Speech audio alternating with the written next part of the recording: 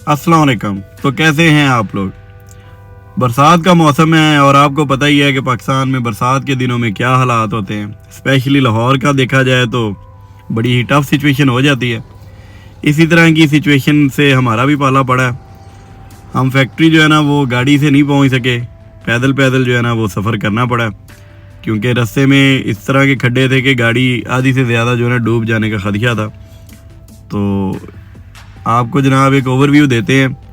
ये माशाल्लाह जो है ना मेन गेट से आउटडोर की सिचुएशन है और यहाँ पे हम लोग जैसे ही इंटर होते हैं तो माशाल्लाह जी आपको एक बड़ा पुरकशिश और बेहतरीन किस्म का जो है ना वो हॉबी नज़र आएगी। और मैं कहता हूँ कि इस तरह की हॉबी हर बंदे की होनी चाहिए कि काम के साथ साथ अगर आपका जो पसंदीदा मशगल है अगर वो भी वही है तो बंदे का ज़रा दिल लगा रहता है काम में। आप देख सकते हैं कि आपको यहाँ पे डिफरेंट टाइप्स ऑफ जो है ना मुर्गियाँ नज़र आ रही हैं, मुर्गे नज़र आ रहे हैं और स्पेशली इसमें स्पेशलाइज्ड हैं ये सील मुर्गों के अंदर। तो ये फैक्ट्री का एक ओवरव्यू है, फैक्ट्री की एक आउटलुक है। जो बाहर से जो रास्ता नज़र आ रहा है ये गर्मियों में तो बेहतरीन होता है, बस ज़रा बरसात में थोड़ा सा टफ था। तो माशाल्लाह फैक्ट्री भी बड़ी वीआईपी बनी हुई है।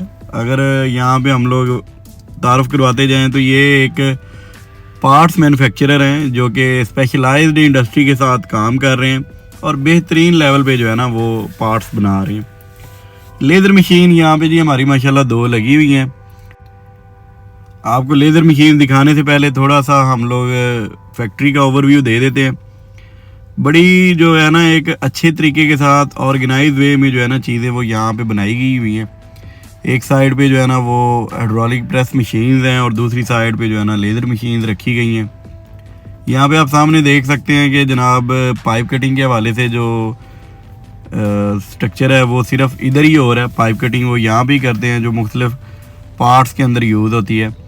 फिर ये जी माशाल्लाह प्रोडक्शन हॉल है जहाँ पे जो है auto press machine, auto press नहीं है मैनुअल प्रेसेस ही हैं। यहाँ पे हर प्रेस के ऊपर एक बंदा जो है ना वो काम करता है।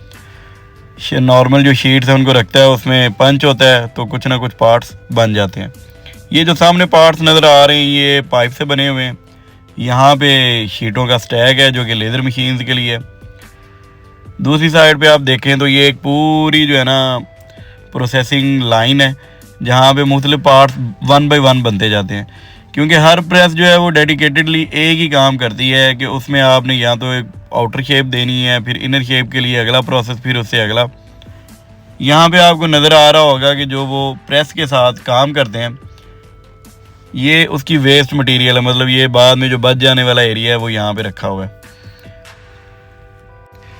इतनी वेस्ट को देखते हुए अगर देखा जाए तो पाकिस्तान में जो ट्रेडिशनल तरीक़ेकार इस्तेमाल हो रहे थे हाइड्रोलिक प्रेस के और प्रेस मशीनों के और लेबर की ब्लैकमेलिंग के वाले थे कि जनाब आज एक बंदा सडन छुट्टी पे चला गया, एमरजेंसी है या किसी खुशी गमी में जाना है, वो अवेलेबल नहीं है, तो सारा प्रोसेस जो है ना वो डिस्टर्ब हो जाता है। तो उस चीज़ को ओवरकम करने के लिए यहाँ पे बड़ी जो है ना फ्यूचरिस्टिक प्लानिंग की गई कि हम लेज़र मशीन ऐड करते हैं और ये एक जो ऑपरेटर है वो इजीली 2 मशीनों को इजीली ऑपरेट कर सकता है। उसमें साथ में उसको थोड़ी बहुत असिस्टेंस चाहिए होती है, वो वहाँ पे कोई भी लेबर का पर्सन जो है ना वो असिस्टेंस प्रोवाइड कर देता है। और वो स्पेशलाइज्ड मतलब सिर्फ इसलिए कि शीट्स जी जो है प्लेसमेंट है ना वो की जा सके। मशीन के ऊपर जो है ना शीट की वो रख देते हैं और उसके बाद जो नॉर्मल उनका प्रोसेस है वो जॉब प्ले कर देते हैं। तो आप देख सकते हैं कि बड़े इजी तरीके से जो है ना दोनों मशीन आमने सामने रखी हुई हैं और कटिंग के हवाले से भी आप देख रहे हैं इसमें जो वेस्ट है वो बहुत ही कम रह जाती है। और दूसरा ये है कि प्रेस की निस्बत जब आप लेज़र मशीन के ऊपर कटिंग करते हैं तो जो कटिंग पार्ट्स होते हैं उनके एजेस बिल्कुल फाइन मिलते हैं, उनकी जो साइडें हैं वो ज़्यादा फिनिश मिलती हैं। और आप देख सकते हैं कि एक तो क्लीनिंग ज़्यादा है और दूसरा ये 90 डिग्री परफेक्ट मिलते हैं कि मतलब बाद में इनको किसी तरह के प्रोसेस की नहीं ज़रूरत कि जी लेज़र पे कटिंग होने के बाद इन्होंने कहीं पे क्लीनिंग के लिए जाना है या इनके एजेस ठीक होने हैं। और एक ही कटिंग प्रोसेस के अंदर आप मुख्तलिफ प्रोसेस कर सकते हैं कि ये आप एक सामने देख सकते हैं। इसमें अगर प्रेस पे करते तो बाहर आउटर डाई लगनी थी, ठीक है, और बीच में सुराख करने के लिए वो दूसरी तीसरी प्रोसेस पे जाना पड़ना था। यहाँ आप अगर 1 स्ट्रोक बनाते तो डाई की जो एक्यूरेसी है वो वक्त के साथ साथ कम होती जाती है। यहाँ पे लेज़र मशीन में इस तरह का कोई मसला मसाइल नहीं होता, एक तरह की कटिंग है जो शुरू से आखिरी दिन तक चलती रहती है। तो ये एक ओवरऑल एक जो है ना डिमॉन्स्ट्रेटिव वीडियो है, जिसमें जो भी पार्ट्स मैन्युफैक्चरिंग की फील्ड में हैं, मुख्तलिफ प्रोसेस में काम कर रहे हैं, वो लेज़र मशीन पे अपने आप को शिफ्ट कर सकते हैं।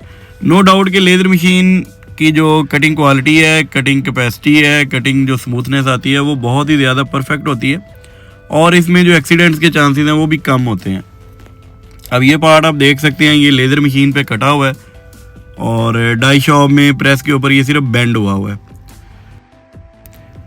तो ये एक ओवरऑल जो है ना फैक्ट्री का ओवरऑल विजिट है, जिसमें स्पेशली मैंने ये दिखाने की कोशिश की है कि कैसे हमारी जो ट्रेडिशनल काम करने के तरीके हैं उनको चेंज किया जा सकता है, और उस चेंजिंग का जो रास्ता है उसको आप लेज़र मशीन के थ्रू पास ऑन कर सकते हैं। और अगर मार्केट में आप देखें तो CNC मशीन वर्सटाइल मशीन हैं, इनमें सिर्फ पार्ट्स का काम नहीं है, इसमें मुख्तलिफ तरह के काम भी हो सकते हैं। आजकल पाकिस्तान में इसके ऊपर होम अप्लाइंसेस का काम हो रहा है, स्विच गियर इंडस्ट्री शिफ्ट हो चुकी है, मतलब मेटल में कोई भी तरह का प्रोसेस करने वाले जो इंडस्ट्रीज़ हैं वो इसको यूज़ कर रहे हैं। और दूसरी साइड पे अगर देखा जाए तो पाकिस्तान में सबसे ज़्यादा यूज़ इसको कमर्शियल कटिंग सोल्यूशन के हवाले से देखा जा रहा है। तो जनाब फ़िलहाल इस वीडियो में इतना ही है। हमने हसन साहब से रिक्वेस्ट की थी कि वो अपनी जो कीमती राय का इजहार करें, तो आइए चलते हैं उनकी जो फीडबैक है वो उन्हीं की ज़ुबानी सुनते हैं। तो मिलते हैं इंशाल्लाह नेक्स्ट वीडियो में। जज़ाकल्लाह। अल्लाह।